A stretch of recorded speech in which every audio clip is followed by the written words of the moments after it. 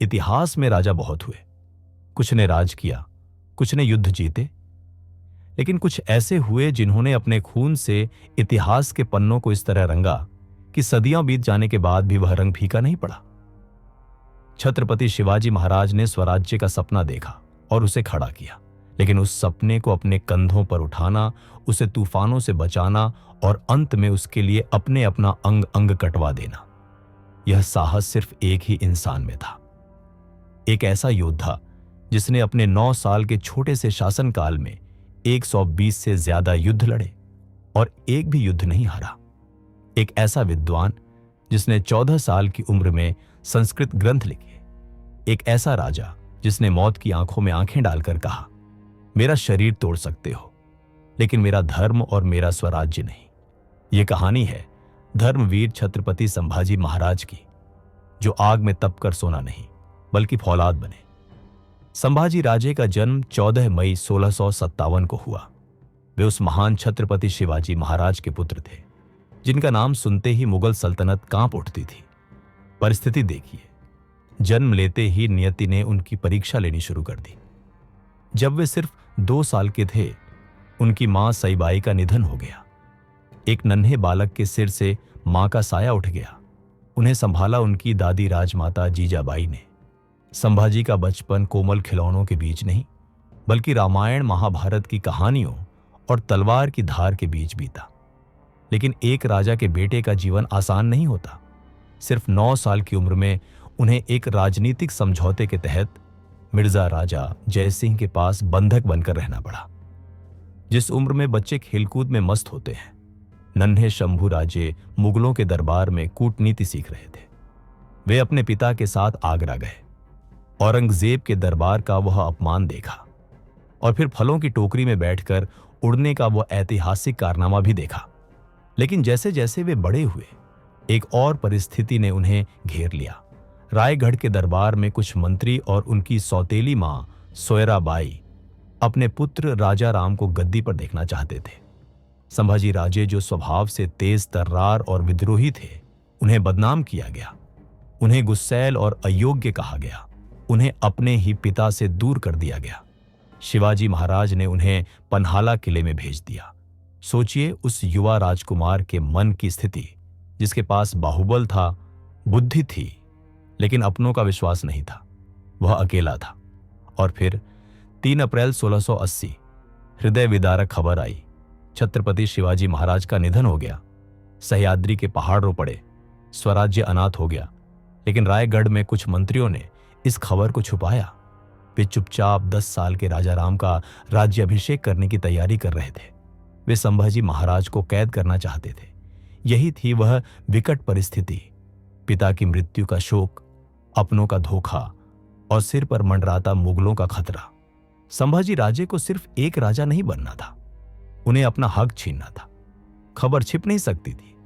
पन्हाला किले में संभाजी राजे को अपने पिता की मृत्यु और रायगढ़ के षड्यंत्र का पता चला। अब शुरू हुआ संघर्ष। संभाजी राजे ने एक पल भी नहीं गंवाया। उन्होंने पन्हाला पर अपना नियंत्रण मजबूत किया और रायगढ़ की ओर कूच किया। सेना और जनता अपने शंभू राजा को जानती थी। मंत्रियों का षड्यंत्र ताश के पत्तों की तरह बिखर गया। 16 जनवरी 1681 को 23 साल की उम्र में संभाजी राजे का विधिवत राज्याभिषेक हुआ। वे छत्रपति बने। लेकिन यह कांटों का ताज था। जैसे ही वे गद्दी पर बैठे, एक ऐसा तूफान दक्षिण भारत की ओर बढ़ा जो सब कुछ निगल लेना चाहता था। मुगल बादशाह औरंगजेब, शिवाजी महाराज की मृत्यु की खबर सुनकर औरंगजेब को लगा कि अब मराठा साम्राज्य को कुचलना आसान होगा। वह अपनी पूरी ताकत के साथ 5 लाख की सेना, हजारों हाथी तोपें और दुनिया का सबसे बड़ा खजाना लेकर दक्कन में आ धमका। उसने कसम खाई थी, जब तक इस मराठा राज्य को मिट्टी में नहीं मिला दूंगा, वापस दिल्ली नहीं जाऊंगा। यह लड़ाई बराबरी की नहीं थी। एक तरफ औरंगजेब का विशाल महासागर था और दूसरी तरफ संभाजी की छोटी सी मराठा सेना। औरंगजेब के पास धन था, संभाजी के पास खाली खजाना, क्योंकि शिवाजी महाराज के बाद खजाना कम हो गया था। लेकिन संभाजी के पास एक चीज थी जो औरंगजेब के पास नहीं थी, सह्याद्री का हौसला। संभाजी राजे ने दिखा दिया कि वे शिवाजी महाराज के खून हैं। औरंगजेब ने सोचा था कि वह कुछ महीनों में मराठों को हरा देगा, लेकिन संघर्ष 1 साल नहीं, 2 साल नहीं, पूरे 9 साल चला। संभाजी राजे ने गुरिल्ला युद्ध की रफ्तार बढ़ा दी। वे एक ही समय में 4-4 दुश्मनों से लड़ रहे थे। औरंगजेब, जंजीरा के सिद्दी, गोवा के पुर्तगाली, मैसूर के चिक्कदेवराय। खजाना खाली था, सेना को वेतन देना था। संभाजी महाराज ने एक साहसी कदम उठाया। उन्होंने मुगलों के सबसे अमीर शहर बुरहानपुर पर हमला किया। मुगलों को लगा मराठे पहाड़ों में छिपे होंगे, लेकिन संभाजी महाराज आंधी की तरह आए और बुरहानपुर को लूटकर वापस चले गए। इस घटना ने औरंगजेब के गाल पर तमाचा मारा। उसे समझ आ गया कि यह बेटा अपने बाप से भी ज्यादा आक्रामक है। लेकिन संघर्ष के दौरान कई ऐसे पल आए जब लगा कि अब सब खत्म हो जाएगा। सबसे बड़ा संकट था जंजीरा का किला। यह किला अरब सागर के बीचों बीच खड़ा था। सिद्दी जौहर और उसके वंशज यहां से कोंकण की प्रजा पर अत्याचार करते थे। शिवाजी महाराज भी इसे जीत नहीं पाए थे। संभाजी महाराज ने कसम खाई, इस जंजीरा को समंदर में डुबो दूंगा। संभाजी महाराज ने वह किया जो किसी ने सोचा नहीं था। उन्होंने 800 मीटर चौड़े समुद्र को पत्थरों से भरकर एक पुल बनाना शुरू कर दिया। वे अपनी सेना को छलकर किले तक ले जाना चाहते थे। सिद्दी डर से कांपने लगे। उन्हें लगा कि संभाजी कोई इंसान नहीं, देव है जो समुद्र को भी बांध सकता है। किला टूटने ही वाला था कि संकट आ गया। मुगल सेना पीछे से रायगढ़ की तरफ बढ़ी। संभाजी को जंजीरा का घेरा छोड़कर अपने स्वराज्य को बचाने के लिए वापस लौटना पड़ा। आधा बना हुआ पुल आज भी उनकी अधूरी विजय की गवाही देता है।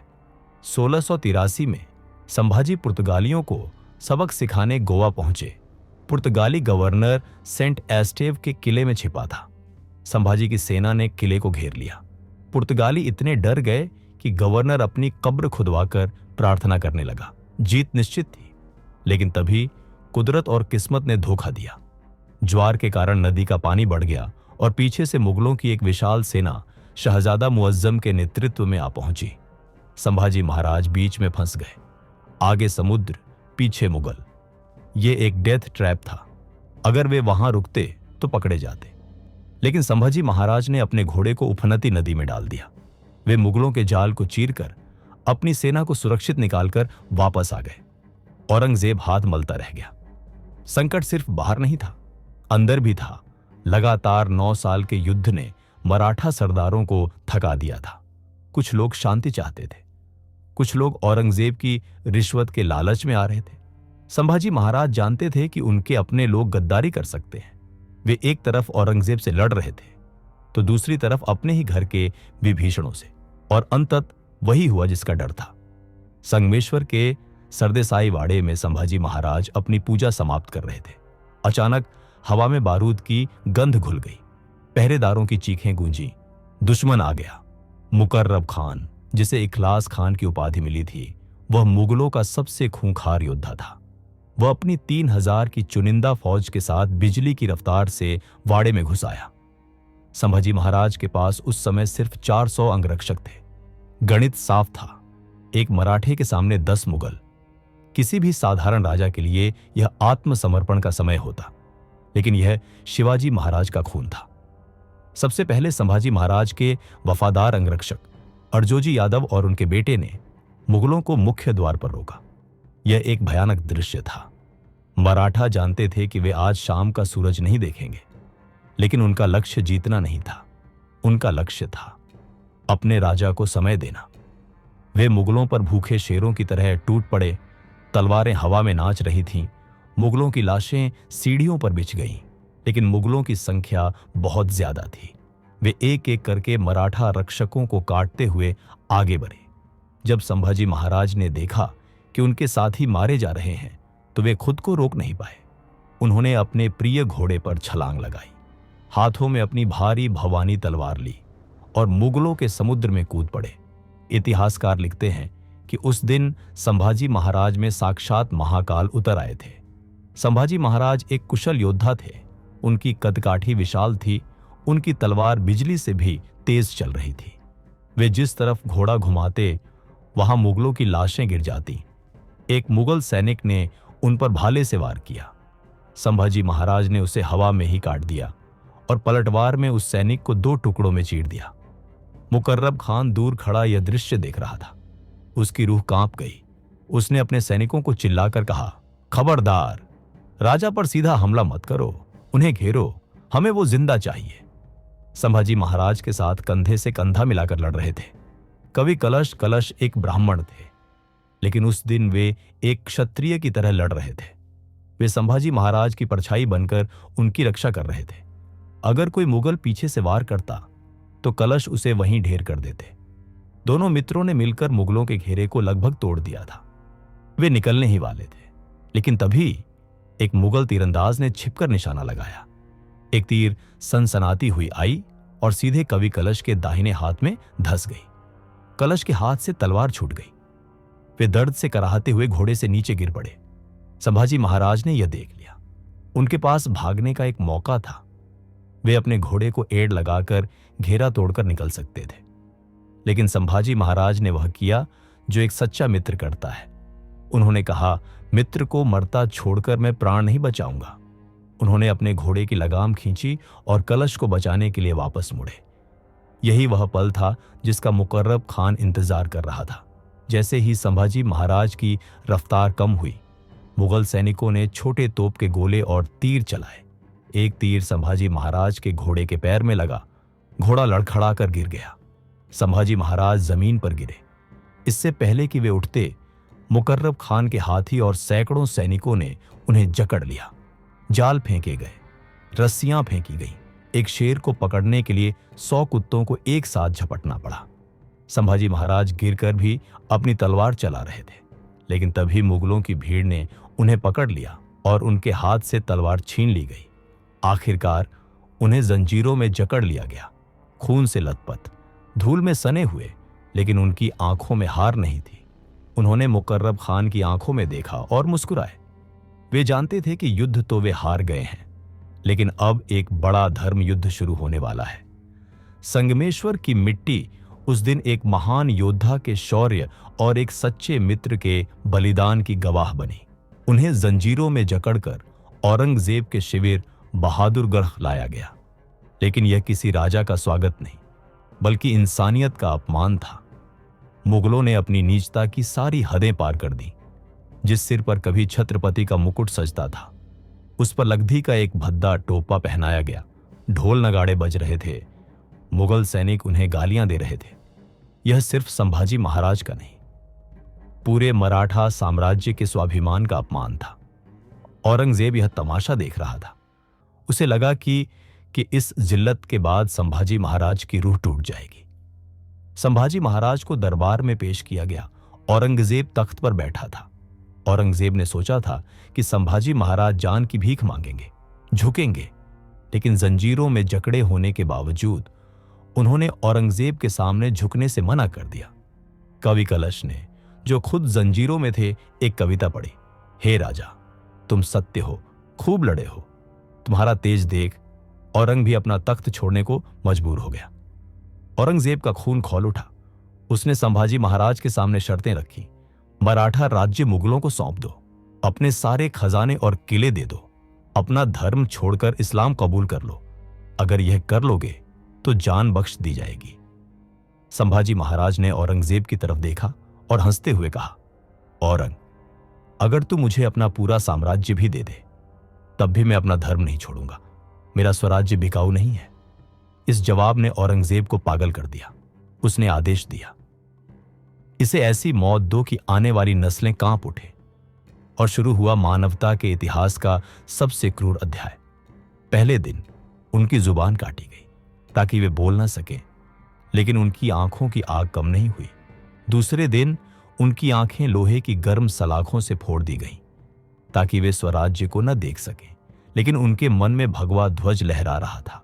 हर रोज उनके शरीर का एक अंग काटा जाता, उनके नाखून उखाड़े गए, उनकी चमद्दी उधेड़ी गई, उस पर नमक मिर्च छिड़का गया। यह सिलसिला 40 दिनों तक चला। सोचिए उस दर्द को जिसकी कल्पना मात्र से रूह कांप जाती है। हर दिन उनसे पूछा जाता, धर्म बदलोगे? हर दिन उस तड़पते हुए अधमरे शरीर से एक ही जवाब आता, नहीं। कवि कलश को भी उतनी ही यातनाएं दी गईं, लेकिन मित्र ने मित्र का साथ नहीं छोड़ा। 11 मार्च 1689 फाल्गुन अमावस्या, जब शरीर में कुछ नहीं बचा तो भीमा नदी के किनारे तुलापुर में धर्मवीर संभाजी महाराज का सिर धड़ से अलग कर दिया गया। उनके शरीर के टुकड़े कर नदी में फेंक दिए गए। औरंगजेब को लगा उसने मराठा साम्राज्य को खत्म कर दिया। उसे लगा कि राजा के मरने से प्रजा डर जाएगी, लेकिन वह मूर्ख था। उसे नहीं पता था कि उसने एक संभाजी महाराज को मारकर घर घर में लाखों संभाजी महाराज पैदा कर दिए हैं। संभाजी महाराज के बलिदान की खबर हवा की तरह महाराष्ट्र में फैली। लोग डरे नहीं, वे प्रतिशोध की आग में जल उठे। जिस मराठा साम्राज्य को औरंगजेब कुचलने आया था, वह साम्राज्य अब एक जन आंदोलन बन गया। संभाजी महाराज की शहादत ने मराठों को एक कर दिया। संताजी घोरपड़े, धनाजी जाधव और राजा राम महाराज सबने कसम खाई कि जब तक मुगलों को दक्कन से खदेड़ नहीं देंगे, चैन से नहीं बैठेंगे। औरंगजेब अगले 18 साल तक दक्कन में ही सड़ता रहा। वह एक किले को जीतता, मराठे दूसरे किले पर कब्जा कर लेते। वो जिस मिट्टी को रौंदने आया था, उसी मिट्टी में उसकी कब्र खुद गई। अंततः औरंगजेब आलमगीर, दुनिया का बादशाह, एक हारे हुए, निराश और टूटे हुए इंसान की तरह दौलताबाद में मरा। उसका सपना संभाजी महाराज के बलिदान ने चकनाचूर कर दिया। आज 300 साल बाद भी जब हम छत्रपति संभाजी महाराज को याद करते हैं तो हमें सिर्फ एक राजा नहीं दिखाई देता, हमें एक धर्मवीर दिखाई देता है। एक ऐसा बेटा जिसने अपने पिता के सपने को अपनी जान से ज्यादा प्यार किया। एक ऐसा योद्धा जिसने 120 युद्ध जीते। और एक ऐसा इंसान जिसने हमें सिखाया कि मौत निश्चित है, लेकिन झुकना या नहीं झुकना यह हमारे हाथ में है। उनकी देह के टुकड़े हो गए, लेकिन उनकी आत्मा आज भी सह्याद्री की हवाओं में गूंजती है। वे आज भी हमें याद दिलाते हैं कि जब बात स्वाभिमान की हो, धर्म की हो और देश की हो, तो परिणाम नहीं देखा जाता, सिर्फ बलिदान देखा जाता है। शत शत नमन उस महान आत्मा को। जय भवानी, जय शिवाजी, जय शंभू राजे।